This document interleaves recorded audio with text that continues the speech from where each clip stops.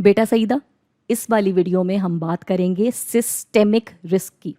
اس کا مطلب ہوتا ہے وہ رسک جو کسی خاص کاروبار کے بجائے پورے نظام میں ہی رائج ہو، یعنی کسی خاص بازار میں موجود کاروبار تقریباً ایک ہی جیسے انداز میں کام کر رہے ہوں، جس کی وجہ سے کوئی مالی مشکل آنے کی صورت میں پورا نظام ایک ساتھ ہی مشکل میں آ جائے گا۔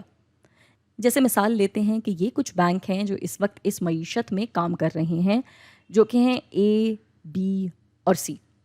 یہاں فرض کرتے ہیں کہ بی نے ادھار دیا ہوا ہے اے کو، جو کہ اے پہ ادھار ہے اور بی کا اثاثہ، کیونکہ اس کو تو پیسے واپس ملیں گے۔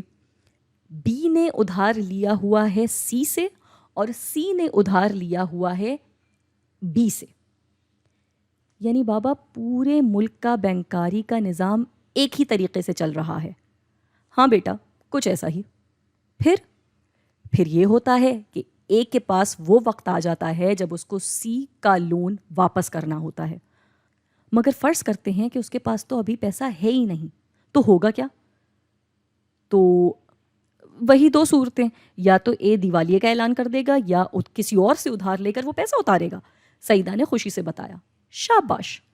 مگر فرض کرو اے کو ادھار نہیں مل رہا اور دیوالیے کا اعلان ہو گیا، لیکن جب اثاثے دیکھے گئے تو وہ نکلے بیکار، یعنی بی کے پیسے پھنس گئے اور اسی عرصے میں آ گئی وہ تاریخ جب اس کو سی کے پیسے واپس کرنے ہیں جی۔